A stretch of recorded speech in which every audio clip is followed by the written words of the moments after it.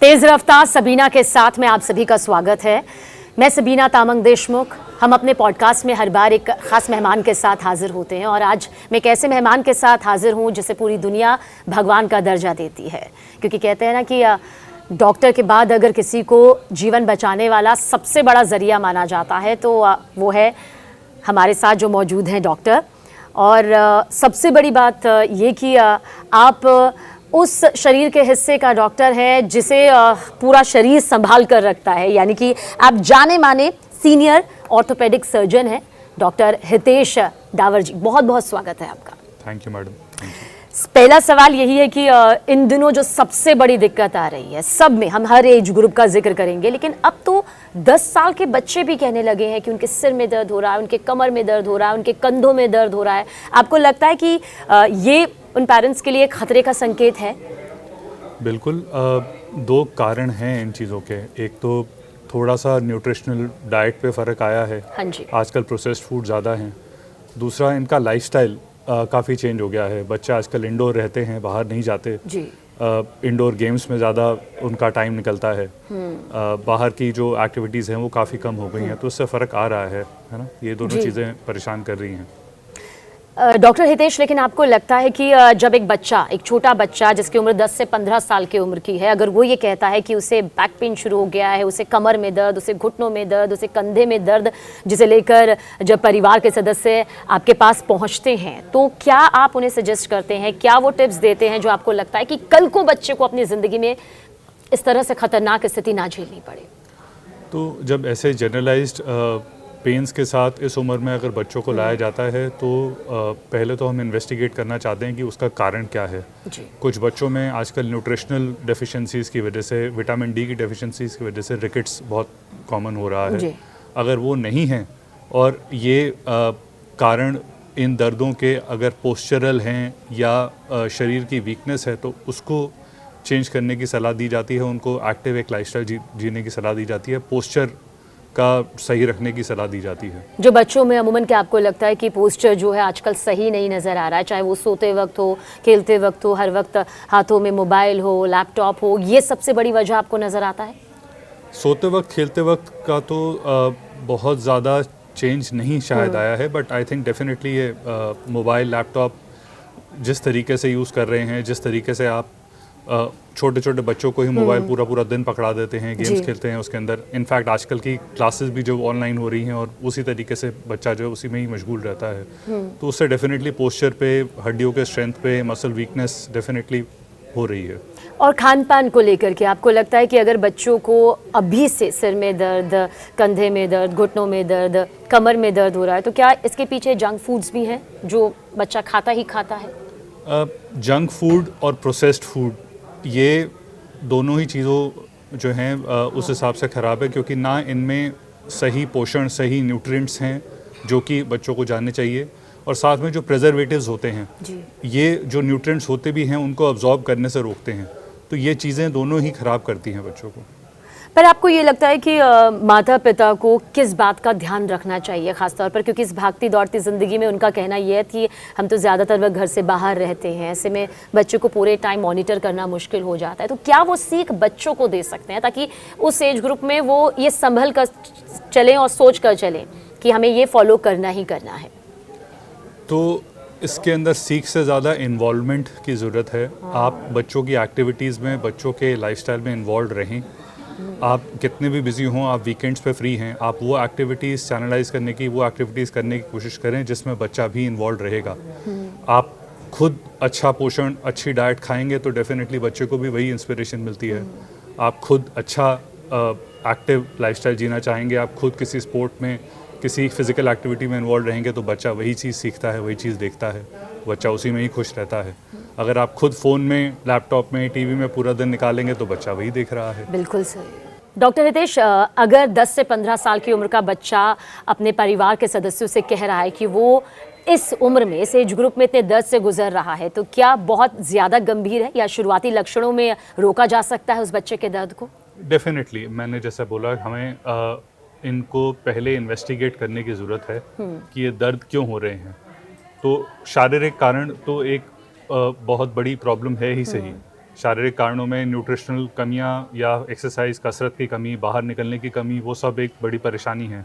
But आजकल मानसिक तनाव, इवन स्ट्रेस बहुत छोटी एज में बच्चों को हो रहा है। अच्छा, वो भी दर्द की वजह है। मतलब आप ये कह रहे हैं कि स्ट्रेस ये भी बच्चों के अंदर दिक्कत करता है, उन्हें ये दर्द देता है? 100%। सो वो स्ट्रेस चाहे घर के कारणों से है, चाहे पढ़ाई से लेके स्कूल के कारणों से है, चाहे अपने सामाजिक जिस तरीके से वो रह रहे हैं उसमें है, चाहे वो जो उनको सोशल मीडिया से या टीवी यूट्यूब वगैरह से जो उनको एक्सपोजर हो रहा है उसकी वजह से है। वो स्ट्रेस भी एक बहुत बड़ा कारण है। बच्चा नहीं समझ पाता कि वो स्ट्रेस को किस तरीके से महसूस कर रहा है, और दर्द एक कॉमन कारण है, दर्द एक कॉमन सिम्टम है बच्चों में। पर मुझे लगता है कि शायद परिवार के सदस्य भी नहीं समझ पाते होंगे कि बच्चे को स्ट्रेस की वजह से भी दर्द हो सकता है, कि अगर वो सिर का दर्द कह रहा है तो उनको लगता होगा कि ये सिर्फ मोबाइल देखने की वजह से हो रहा है, मगर बच्चा किस वजह से स्ट्रेस में है, तनाव में है, ये भी परिवार के सदस्यों को समझना चाहिए। समझ पाने से ज़्यादा कई बार परिवार के सदस्य असहाय फील करते हैं, बिल्कुल हेल्पलेस फील करते हैं कि उनको समझ आ भी रहा होगा कि ये शायद स्ट्रेस के कारण दर्द हो रहा है, या क्या कारण है कि वो स्कूल जाने से मना कर रहा है, खेलने से मना कर रहा है, पर उनको इलाज ही नहीं समझ आता है, उनको सोल्यूशन ही समझ नहीं आता है। So we really have to ऐसे मरीजों को बिल्कुल, ऐसे बच्चों को बिल्कुल देख के और ऐसे पेरेंट्स को बिल्कुल समझाने की ज़रूरत है, उसको एक होलिस्टिक तरीके से देखने की ज़रूरत है। बच्चों में विटामिन डी की कमी आपको लगता है कि ये बहुत ज़्यादा देखने को मिल रहा है? पहले शायद इतना नहीं होता था, लेकिन अब रिपोर्ट्स कहती हैं कि ऐसा ज़्यादा हो रहा है। ऐसा क्यों हो रहा है और आपको क्या लगता है, ये भी खतरे का संकेत है? विटामिन डी सबसे ज़रूरी न्यूट्रिएंट है शरीर में, जो हम कैल्शियम ले रहे हैं वो हड्डी तक पहुंचाने के लिए। आजकल डेफिनेटली बच्चों में, इवन एडल्ट्स में विटामिन डी काफ़ी कम आ रहा है। उसके कई कारण हैं, पर अगर हम उसको नहीं पूरा करेंगे तो ऑब्वियसली बच्चों में वो कैल्शियम की कमी, हड्डियों की कमज़ोरी के कारण काफ़ी सारी परेशानियां आती हैं।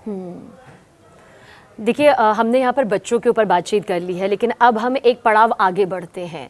डॉक्टर हितेश, आपको लगता है कि आज के वक्त में जहाँ पर हमें लगता है कि 20 से 40 साल की उम्र ऐसी होती है जहाँ पर इंसान सब कुछ कर गुजरता है, लेकिन अब यहाँ पर सबसे ज़्यादा दिक्कत देखने को मिल रही है।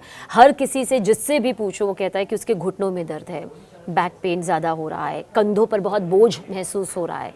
आपको लगता है कि इसके पीछे क्या कुछ खास वजह हो सकती है? कई बार लोग कहते हैं कि हम तो जिम भी जा रहे हैं, हम तो योगा भी कर रहे हैं, हम जितना वर्कआउट कर सकते हैं कर रहे हैं, फिर क्यों? तो सबसे ज़्यादा ज़रूरी इसके अंदर जो है वो शरीर का पोषण है। वो पोषण शारीरिक रूप में, खाने के रूप में आ रहा है। वही पोषण आपको एक हेल्दी होलिस्टिक एनवायरनमेंट में रह के मिल रहा है। अगर आप वो नहीं ले रहे हैं तो वो कहीं ना कहीं एक्सप्रेस होगा, वो कहीं ना कहीं शारीरिक तकलीफ़ों के रूप में आएगा। और यही चीज़, क्योंकि इस एज के लोग सबसे ज़्यादा प्रोडक्टिव हैं, सबसे ज़्यादा इन्वॉल्व हैं, उन लोगों को सबसे ज़्यादा सिम्टम्स इन्हीं चीज़ों के आते हैं। पर क्योंकि आज मोबाइल ज़रूरत बन गई है, आप जिस भी ऑफिस में जाइए, जिस भी आप फील्ड में हैं, इतने ग्रुप्स बन गए हैं कि वो पल पल में अपडेट होते रहते हैं और आपको अपनी नज़र रखनी ही पड़ती है मोबाइल पर, लैपटॉप पर। आपको लगता है कि इस बीच इन बीमारियों से, हड्डियों से जुड़ी बीमारियों से, इस दर्द से बचा जा सकता है इन सब के बीच भी? तो कोई भी साधन गलत नहीं हो सकता। बात साधन के गलत होने की नहीं है, यहाँ पे डेफिनेटली हम उसको किस तरीके से इस्तेमाल कर रहे हैं उस चीज़ की कमी है। अगर हम मोबाइल को झुक के पूरा दिन इस तरीके से ही देखेंगे और उसी पे ही लगे रहेंगे तो हमको डेफिनेटली पोस्चरल इश्यूज, मतलब आप ये कह रहे हैं कि मोबाइल को इस तरह से देखना सही नहीं है? तो ये तो अमूमन हम लोग ऐसे ही देखते हैं, मोबाइल जब देखते हैं पूरे टाइम।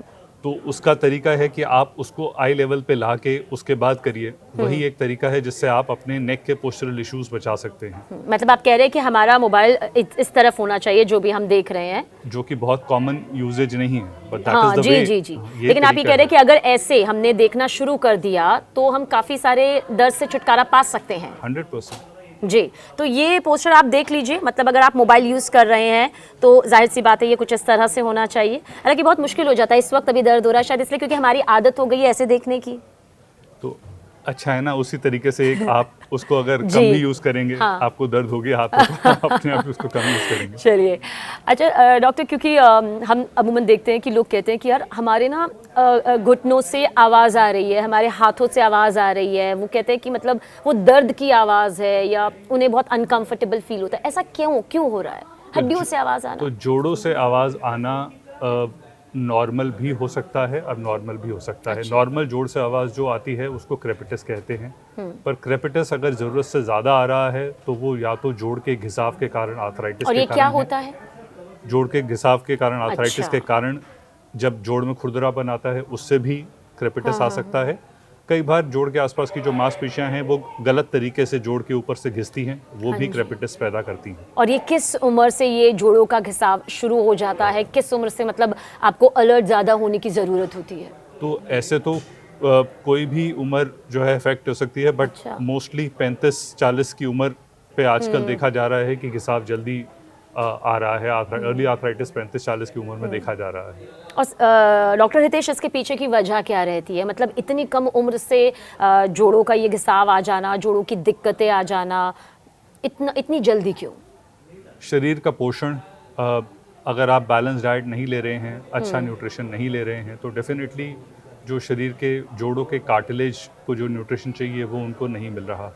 कार्टिलेज इनहेरेंटली ही कमज़ोर होगा तो उसमें normal activity, normal body weight से भी घिसाव जल्दी जी। आएगा। क्या किया जा सकता है? क्योंकि सबका कहना है कि हम हर कोई जिम नहीं जा सकते, हम कोई योगा नहीं कर सकते हैं, कुछ लोगों के पास 10 मिनट भी वर्कआउट का वक्त नहीं होता है। क्या उन्हें समझना होगा कि ये सब अपने रूटीन में डालना होगा? ये मस्ट है?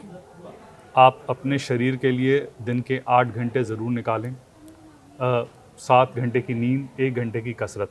आई थिंक इससे ज़रूरी और किसी भी इंसान के लिए कुछ नहीं होना चाहिए। मतलब 1 घंटे की कसरत ज़रूरी है मतलब? हाँ, वो 1 घंटे की कसरत ज़रूरी नहीं है कि आपको जिम में ही करनी है या समय निकाल के योगा ही करना है या आपको मैट पे जाके कसरत करनी है। आप वो 1 घंटे के अंदर सब कुछ इंक्लूड करिए। आप अपना लिफ्ट की जगह कोशिश करिए कि आप सीढ़ियाँ यूज़ करें। आप अपने अगर छोटा डिस्टेंस है तो कोशिश करें कि बस, ऑटो लेने के बजाय पैदल जाएँ वहाँ तक। अगर हम वेस्टर्न लाइफस्टाइल से कंपेयर करें, जब हम हर चीज़ में हम वेस्टर्नाइज होते जा रहे हैं, वहाँ पे वो लोग बहुत चलते हैं। अपने ऑफिस तक जाने के लिए वो लोग बहुत चलते हैं, हम लोग नहीं चलते। नहीं चलते हैं। तो इन चीज़ों से फ़र्क पड़ता है। फ़र्क पड़ता है। पर डॉक्टर हितेश, आपको लगता है कि आज के इस भागती दौड़ती ज़िंदगी में जहाँ पर हम कसरत के लिए भी अगर वक्त निकालते हैं, लेकिन खाने और पीने का वो ध्यान आपको लगता है कि आज की जनरेशन दे पा रही है? वो ध्यान जो वाकई देना चाहिए, जो हमारे शरीर में हमारी हड्डियों को मजबूत बनाने के लिए बेहद ज़रूरी है? तो अगेन इसमें एक सीख है जो हमें जैसे जैसे हमारा लाइफस्टाइल वेस्टर्नाइज होते जा रहा है, अभी एक सीख हमें उनसे भी लेनी पड़ेगी। वो लोग जिस तरीके से हफ्ते के एंड में, सो आजकल हमारे पास अब बहुत अच्छी प्रिजर्वेशन टेक्निक्स हैं घर जी। पे, है ना। रेफ्रिजरेटर्स काफ़ी अच्छे हैं। अगर आप हर रोज़ एक अच्छा खाना नहीं प्रिपेयर कर सकते तो आप हफ्ते के एंड में तो ज़रूर ऐसा खाना प्रिपेयर कर सकते हैं जो हफ्ता भर चले। और उसमें क्या क्या होना चाहिए? मगर अगर हम कहते हैं कि हमारी एक प्लेट में कुछ ऐसे डिशेस होने चाहिए जो हमें ताकतवर भी बनाएंगे, हमें मानसिक तौर पर भी और शारीरिक तौर पर भी, तो वो क्या होना चाहिए? एक सबसे अच्छी प्लेट क्या होती है? सबसे अच्छी प्लेट होगी जिसमें पूरा प्रोटीन हो, पूरा कार्बोहाइड्रेट हो, पूरा फैट हो और सारे के सारे मिनरल्स और विटामिन्स हों। उसके लिए जो जो पौष्टिक आहार आपको चाहिए वो सब उसमें होने चाहिए। वो आपकी जहाँ आप रहते हैं, जो आपका कल्चर है, उस पर निर्भर करेगा। अगर आप नॉर्थ इंडिया में हैं तो आपका खाना अलग तरीके से होगा, साउथ इंडिया के खाना थोड़ा अलग तरीके से होगा। आपको वो सब चीज़ें इंक्लूड करनी चाहिए। वेजिटेरियन आहार थोड़ा अलग होगा, नॉन वेजिटेरियन थोड़ा अलग होगा, पर हमको हर चीज़ जो है बैलेंस तरीके से उसमें रखनी चाहिए। क्वालिटी और क्वांटिटी कितनी होनी चाहिए? क्या ये एज ग्रुप के हिसाब से होनी चाहिए? क्योंकि मैंने कुछ लोगों को देखा है, वो कहते हैं हमें क्वालिटी तो पता चलता है लेकिन क्वांटिटी नहीं पता चलता। वो कैसे पता चले कि मतलब किस तरह से कितना लेना चाहिए ताकि हड्डियां मजबूत हो, आपका जो रूटीन है वो अच्छा बीते? तो मेरा ख्याल इसके अंदर ये है, ऑब्वियसली अगर हम डाइटिशियन से हम इसकी हेल्प ले पाएँ तो उससे बढ़िया तो कुछ है नहीं। जी जी पर जी। अगर हम वो नहीं भी ले पाते हैं तो भी जो शरीर जितना दिन में यूज़ कर रहा है उतना ही उसको खाना चाहिए। अगर आपकी लाइफस्टाइल एक सेडेंटरी लाइफस्टाइल है, आप ज़्यादातर बैठ के काम करने वालों में से हैं, तो नेचुरली आप उतना कार्बोहाइड्रेट या उतना आप कैलोरीज नहीं ले सकते जितना अगर आप एक एथलीट हैं। तो जी। क्वांटिटी विल डिपेंड ऑन आप कितना काम कर रहे हैं, आप कितना शरीर उसको यूज़ कर रहा है।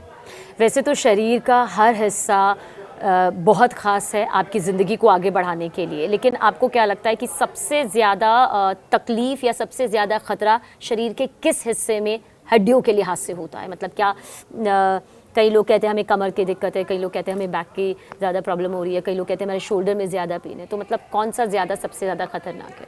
तो हमको ये चीज़ समझनी पड़ेगी, अगर शरीर इमारत है तो हड्डी उसका ढांचा है। जी।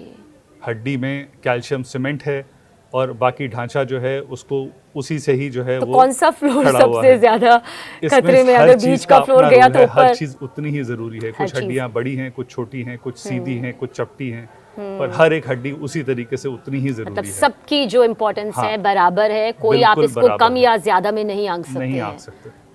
तो ऐसा है, और आप ये समझिए ऐसा इसलिए है क्योंकि हम कहते हैं ना, क्योंकि हम अपने बालों का, अपनी स्किन का, अपने वज़न का बहुत अच्छे से ध्यान रख लेते हैं, लेकिन हम अपनी हड्डियों का ध्यान रखना इस भागती दौड़ती ज़िंदगी में भूल जाते हैं। आपको लगता है कि क्योंकि हम अपने बाहरी चीज़ों का तो ध्यान रख लेते हैं, लेकिन जिस चीज़ में हमारी पूरी ये इमारत टिकी हुई है, जैसा आपने कहा, आपको लगता है कि उसी का ध्यान नहीं दिया जा रहा है, और तब दिया जाता है जब देर हो जाती है? ये तो स्वाभाविक है मैम, हर चीज़ में ही हम ऐसे ही जाते जा रहे हैं।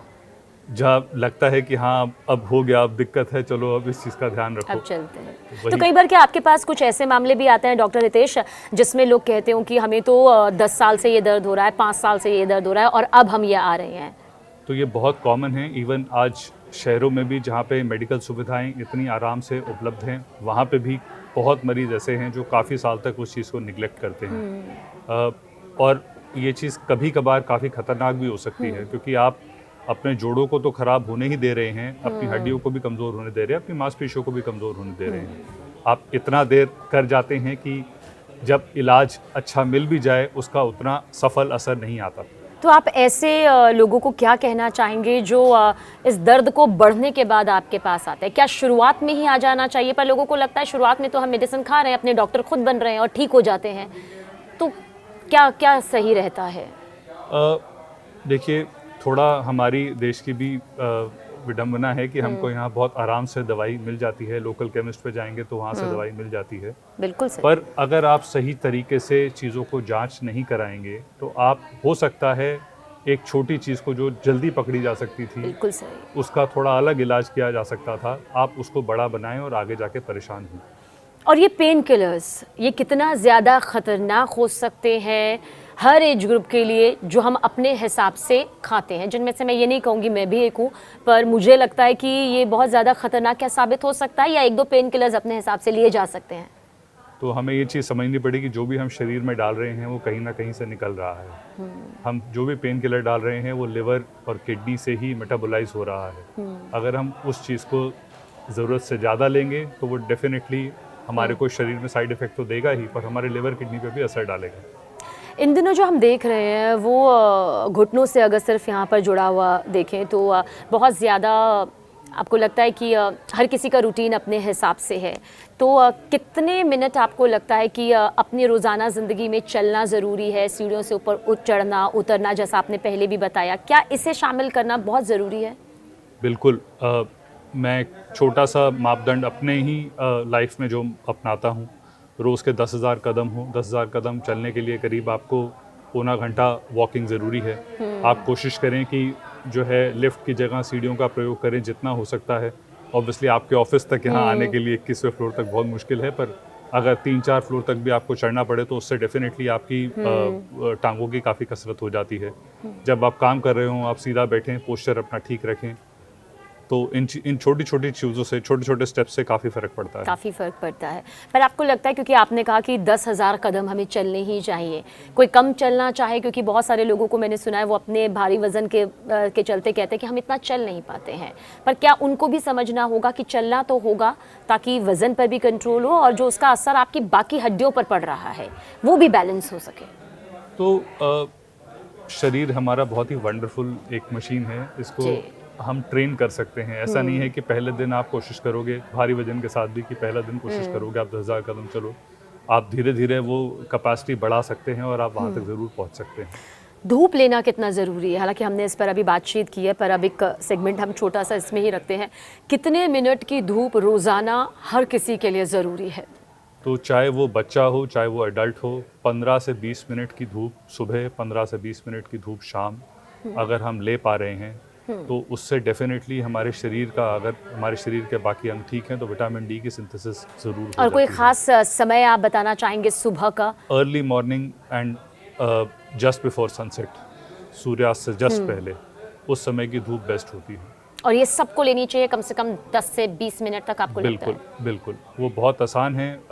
बच्चे पहले स्कूल पैदल जाते थे तो वहीं हाँ पे जी। उसी समय मिल जाती थी, थोड़ा सुबह खेलते थे उस समय हो जाता था। शाम को आप थोड़ा बाहर निकलते हैं, पार्क में जाते हैं, बहुत आसान है। थोड़ी देर भी आप जाएंगे तो उतनी देर में ही आपको धूप मिल जाएगी। डॉक्टर हितेश, काफ़ी सारे परिवार हैं जो अपने बच्चों को करीब 5 साल से या 7-8 साल से अपने हिसाब से कुछ सप्लीमेंट्स भी खिलाना शुरू कर देते हैं। उन्हें लगता है कि इससे विटामिन डी की कमी और जो बाकी है सब का सारी कमियां पूरी हो जाएंगी। क्या ये खतरनाक साबित हो सकता है? बिल्कुल खतरनाक हो सकता है, क्योंकि बच्चों की पोषण की रिक्वायरमेंट एडल्ट से अलग है। आप क्या सप्लीमेंट ले रहे हैं, क्या वो सप्लीमेंट बच्चों की डोज के हिसाब से है या एडल्ट की डोज के हिसाब से है, ये आप ओवर द काउंटर सिंपल अपने लोकल केमिस्ट से जाके शायद नहीं समझ पाएंगे। आपको डॉक्टर से ही सलाह लेके सप्लीमेंट लेनी चाहिए। और आजकल तो बहुत सारे हम ऐसे विज्ञापन भी देखते हैं जहाँ पर कहा जाता है कि अगर आप ये मेडिसिन लेंगे तो आप में एक एनर्जी आ जाएगी, महिलाओं को लेकर ख़ास तौर से। आपको लगता है कि उनसे भी बचना चाहिए, ऐसे एडवर्टीजमेंट से भी बचना चाहिए जहाँ पर कहा जाता है कि अगर आप 1 महीने ये लेते हैं, 2 महीने लेते हैं तो आप बिल्कुल ठीक हो जाएंगे, और हमें लगता है कि ठीक है डॉक्टर के पास क्यों जाना, हम ये खाएंगे और एनर्जी आ जाएगी। तो विज्ञापन का फ़ायदा भी है, उससे एक हमको हेल्थ अवेयरनेस भी मिल रही है। हम उस चीज़ पर फोकस भी कर रहे हैं कि शायद जो हमारे सिम्टम हैं वो इन चीज़ों की कमियों की वजह से हैं। तो मैं इंटायरली गलत तो उसको नहीं बोलूँगा, बट हाँ डेफिनेटली जो मेरा स्टैंड है कि कोई भी ओवर द काउंटर मेडिसिन, कोई भी हम अपने आप से सेल्फ मेडिकेशन करें, वो गलत है। डॉक्टर हितेश, जो लोग बीपी के मरीज़ हैं, जो दिल के मरीज़ हैं, या जो किसी भी बीमारी से अभी भी जूझ रहे हैं, क्या उनकी हड्डियों पर ज़्यादा बुरा असर पड़ता है? मतलब क्या इसका कोई कनेक्शन है? तो BP, diabetes, heart conditions, thyroid, इन सब चीज़ों का डायरेक्ट रिलेशन है शरीर की हेल्थ से, शरीर की एक्टिविटी लेवल से, जिसका डायरेक्ट रिलेशन है हमारी हड्डी के स्ट्रेंथ से। अच्छा। अगर हम शरीर को पूरे तरीके से यूज़ कर रहे हैं, उस पर अच्छे तरीके से वजन डाल रहे हैं, तो उसका स्ट्रेंथ बढ़ेगा। अगर हम उसको नहीं यूज़ कर रहे हैं किसी भी कारणवश, तो उसका स्ट्रेंथ घटेगा। तो ऐसे में क्या उन मरीजों को ज़्यादा ध्यान देने की ज़रूरत है जो पहले से ही कुछ बीमारियों से जूझ रहे हैं? उन्हें क्या बाकी लोगों के मुकाबले अपने शरीर के हर हिस्से पर, अपने शरीर की हर हड्डियों पर बहुत ज़्यादा फोकस करने की ज़रूरत है? बिल्कुल, खासकर हार्ट के मरीज़, बीपी के मरीज़, डायबिटीज़ के मरीज़, अगर ये लोग अपनी एक्टिविटी बढ़ाते हैं तो इनकी तो ये बीमारियां भी काफ़ी हद तक कंट्रोल में आने की फिराक में रहती हैं। अगर आप अच्छी एक्टिविटी करेंगे तो आप उसके सही अपने शरीर को ट्रेन कर रहे हैं, अपनी कार्डियोवास्कुलर कैपेसिटी बढ़ा रहे हैं, अपने शरीर की इंसुलिन रिक्वायरमेंट कम कर रहे हैं, तो अपने आप ही डेफिनेटली आपका शरीर एक हेल्दी डायरेक्शन में चल पड़ता है। क्या बोन कैंसर होता है? और अगर ये होता है तो ये कौन सा स्टेज आता है जहाँ पर हड्डियों का कैंसर भी होता है? तो बोन कैंसर 2 किस्म के हैं। पहला किस्म वो जो कि हड्डी के अंदर ही उत्पन्न हुआ, जो बहुत रेयर है। अच्छा। अगर हम बोलें 1 लाख मरीज हम देख रहे हैं तो उनमें से 1 में ही हड्डी में प्राइमरी बोन कैंसर होता है। दूसरा किस्म वो रहती है जो शरीर में कहीं और कैंसर उत्पन्न हुआ और वो आके हड्डी में आके बैठ गया, उसको मेटास्टैटिक बोन कैंसर कहा जाता है। ये थोड़ा ज़्यादा कॉमन होता है उन मरीजों में, खासकर जिनमें ऑलरेडी किसी चीज़ का कैंसर चले आ रहा है। तो बोन कैंसर के मरीज़ जब आपके पास आते हैं तो आप क्या पाते हैं? मतलब उनका जो लाइफस्टाइल है, क्या उसकी वजह से भी वो इसकी चपेट में आते हैं? मोस्टली हड्डी में कैंसर का किसी कारण से एसोसिएशन नहीं देखा गया है। लाइफस्टाइल से, डाइट से डायरेक्ट एसोसिएशन नहीं है, बट जैसा मैंने कहा कि मेटास्टैटिक कैंसर ज़रूर हड्डी में आके बैठ सकता है, तो उसका ज़रूर संबंध है स्मोकिंग से, अल्कोहल से। तो अगर हम वो ठीक रखते हैं, वो हम ज़्यादा नहीं ओवर यूज़ कर रहे हैं, तो आप बाकी कैंसर से जो है अपने आप को बचा रहे हैं, तो वो हड्डी में डेफिनेटली नहीं आएगा। जी डॉक्टर हितेश, क्या बोन कैंसर बहुत तेज़ी के साथ फैलता है? आपको क्या लगता है, या फिर ठीक भी हो सकता है ये पूरी तरह से? तो आजकल काफ़ी सफल इलाज हैं हमारे पास बोन कैंसर के। लिम्ब सैल्वेज सर्जरी, जिसके अंदर हम कैंसर को निकाल के भी हाथ पैरों को बचा सकते हैं, अच्छी कीमोथेरेपी जिससे हम कैंसर को कंट्रोल कर सकते हैं, रेडिएशन थेरेपी जहाँ पे उसकी ज़रूरत है, अच्छी फिजिकल थेरेपी। तो ना कि हम सिर्फ कैंसर मुक्त करें मरीजों को, पर उनको एक अच्छा फंक्शन भी दे पाएँ, ये सुविधाएं आजकल हैं हमारे पास। ये है, मतलब हम यहाँ पर पहुँच गए हैं जहाँ पर पहले इंसान सोचता था कि कैंसर जब आता था तो एक अलग ही स्टेज आता था कि गले का होगा या पेट का होगा। पर आपको क्या लगता है कि हम जिस दौर में हैं वहाँ पर क्या अब भी अपनी हड्डियों को वो प्राथमिकता दी जाती है?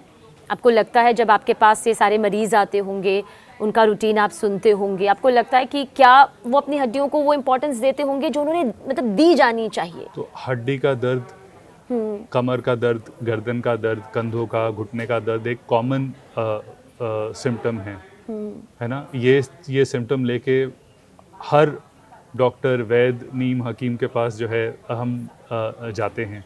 तो इम्पोर्टेंस तो है जी। पर वो इम्पोर्टेंस एक्चुअली एक्शन में डेवलप हो रही है नहीं हो रही, ये एक डाउट है, खासकर ओल्ड एज में, है ना, जहाँ पे ज़रूरत है उनको इस पे ध्यान देने की और इसका इलाज करने की। बिल्कुल, अगर हम बुज़ुर्गों की बात करें तो उनमें जिस तरह की दिक्कतें सामने आ रही हैं, जिस तरह का दर्द वो यहाँ पर झेल रहे हैं, आपको लगता है कि सर्जरी करवाना, कई लोग डर जाते हैं ऑपरेशन और सर्जरी के नाम से, ये खतरनाक होता है? तो जहाँ ज़रूरत है वहाँ सर्जरी बिल्कुल चाहिए। जोड़ उम्र के साथ साथ घिसते हैं, हड्डियाँ कमज़ोर होती हैं, मांसपेशी कमज़ोर होती है, हमारी एक्टिविटी लिमिट हो जाती है, हमारी दिनचर्या, डेली एक्टिविटीज़ जो हैं लिमिट हो जाती हैं, जिस वजह से हमारी कैपेसिटी और कम होती जाती है। अगर हम कसरत कर पा रहे हैं, एक्टिविटीज़ कर पा रहे हैं, तो शायद बिना सर्जरी के इलाज हो सकता है। आप फिजिकल थेरेपी से, दवाई से इलाज कर सकते हैं, पर जहां आप डेली एक्टिविटीज़ नहीं कर पा रहे, आप घर के काम नहीं कर पा रहे, वहां सर्जरी की आवश्यकता होती है। बस जाते जाते हम चाहेंगे कि हमारे दर्शकों को आप 2 टिप्स ऐसे दें जो वो समझे कि हाँ, आप ज़िंदगी में इसे अपनाना ज़रूरी है। तो 2 चीज़ें अगर बोलनी है तो पहला चीज़ डेफिनेटली कि आप खान पान अपना अच्छा रखें। घर का खाना, साफ़ पानी से बना हुआ घर का खाना ही सबसे पौष्टिक रहेगा। इससे आप बाहर के प्रोसेस्ड फूड से, बाहर के गलत तरीक़ों से बने हुए खाने से बच रहे हैं और एक अपने शरीर को पूरा अच्छा पोषण दे रहे हैं। दूसरा एक कि आप अपना शरीर के लिए रोज़ का आधे घंटे से 45 मिनट का कसरत का समय निकालें, तो उससे आपके शरीर की जो है स्फूर्ति बनी रहेगी, आपकी हड्डियों की मस्कुलोस्केलेटल हेल्थ पूरी बनी रहेगी। बहुत बहुत शुक्रिया इस बातचीत के लिए, और मुझे लगता है कि हमारे तमाम दर्शकों ने ये समझा होगा कि उन्हें अपनी हड्डियों को अगर मजबूत करना है तो कुछ रूल्स फॉलो करने होंगे, कुछ नियमों को मानना होगा, जैसा कि डॉक्टर हितेश ने इतने तफसील से बताया, बहुत बारीकी से बताया, और आपने तो लोगों को नई जिंदगियां यहाँ पर दी है, उसके लिए भी बहुत बहुत शुक्रिया।